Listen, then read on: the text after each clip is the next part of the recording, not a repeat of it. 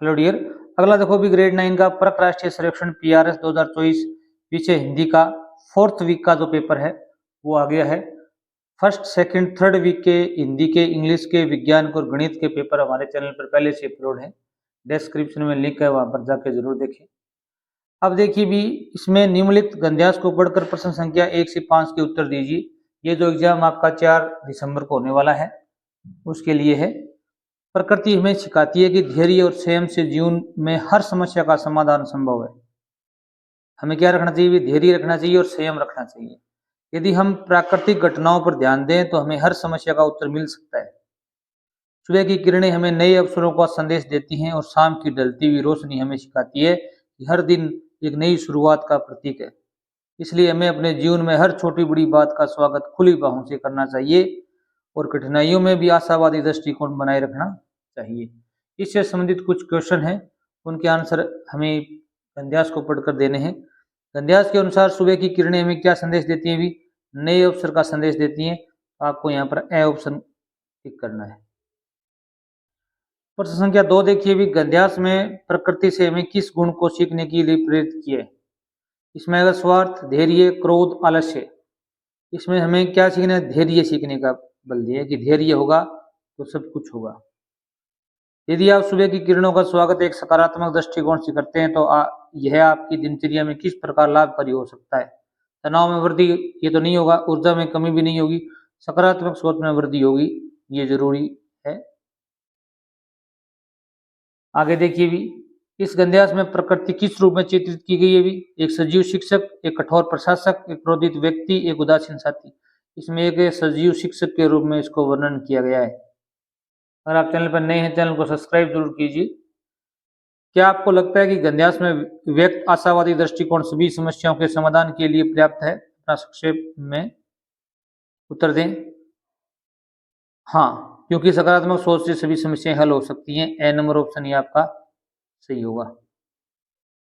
आपको अगर अंग्रेजी के ग्रामर से संबंधित वीडियो चाहिए कक्षा 9 के लिए तो कमेंट में जरूर बताएं किस टॉपिक के वीडियो आपको जरूरत है। कमेंट करके बताएं, हम आपको उपलब्ध करवाएंगे। इंग्लिश की निम्नलिखित गद्यांश को पढ़कर प्रश्न संख्या 6 से 10 तक के उत्तर दीजिए। भारत एक कृषि प्रधान देश है। यहाँ की अर्थव्यवस्था का मुख्य आधार कृषि है और अधिकांश लोग इसी पर निर्भर हैं।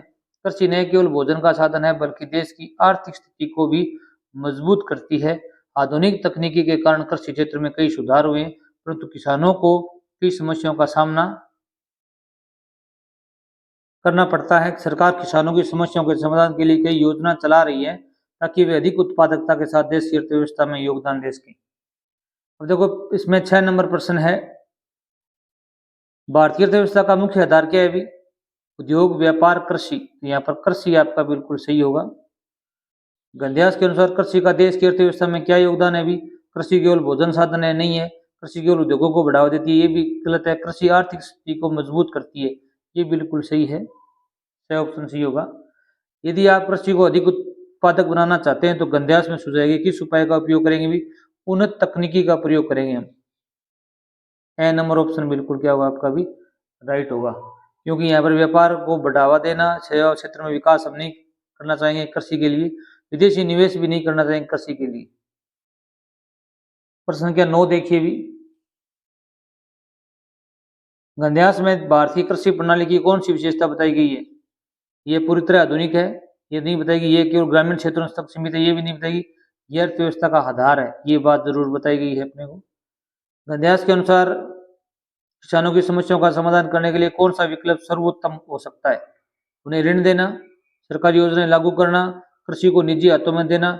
ये बिल्कुल राइट होगा, हम सरकारी योजनाओं का लाभ दें किसानों को, जैसे सौर ऊर्जा है, उन्नत बीज है, उन्नत खाद है, तो ये वृद्धि हो सकती है। अगला पैराग्राफ दिया गया, निम्नलिखित गद्यांश को पढ़कर प्रश्न संख्या 11 से 15 के उत्तर दीजिए। प्राचीन समय से ही भारत में विद्या का अत्यधिक महत्व दिया गया। शिक्षा को जीवन का आधार माना गया है क्योंकि ये केवल ज्ञान नहीं बल्कि समाज के लिए एक मार्गदर्शक है। कौन भी? शिक्षा। भारतीय संस्कृति में गुरुकुल प्रणाली थी जहाँ विद्यार्थी अपने गुरु के साथ रहकर विद्या अर्जित करते थे। वर्तमान समय में शिक्षा का स्वरूप बदला है। अब शिक्षा को रोजगार प्राप्ति का माध्यम माना जाता है।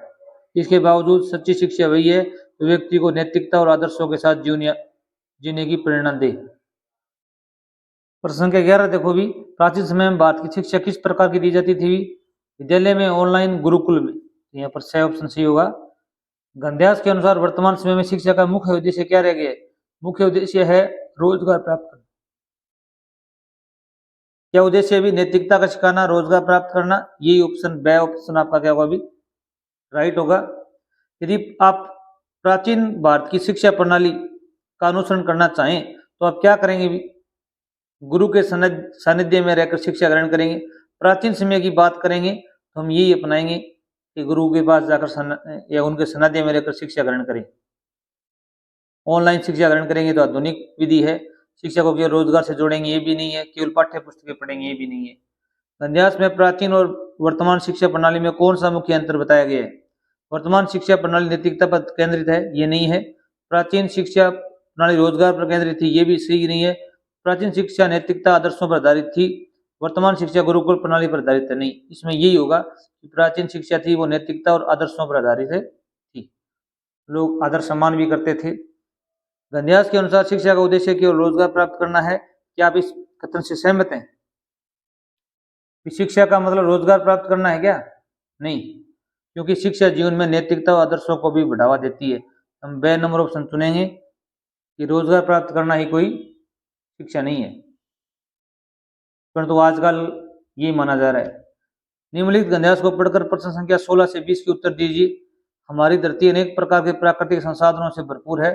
जंगल, नदियां, पहाड़, खनिज, ये सब हमारे जीवन के महत्वपूर्ण भाग हैं। इन संसाधनों का उपयोग करते समय हमें संतुलन बनाए रखना चाहिए ताकि आने वाली पीढ़ियां भी इनका लाभ उठा सकें। परंतु वर्तमान में औद्योगिकरण के कारण वनों की क्या हो रही है? कटाई हो रही है, जल प्रदूषण हो रहा है, खनिजों का अंधाधुंध दोहन हो रहा है। यह पर्यावरण के लिए गंभीर खतरा बना हुआ है। यदि हमें धरती को सुरक्षित रखना है तो हमें संसाधनों का विवेकपूर्ण और संतुलित उपयोग करना होगा, पर्यावरण की रक्षा करनी होगी।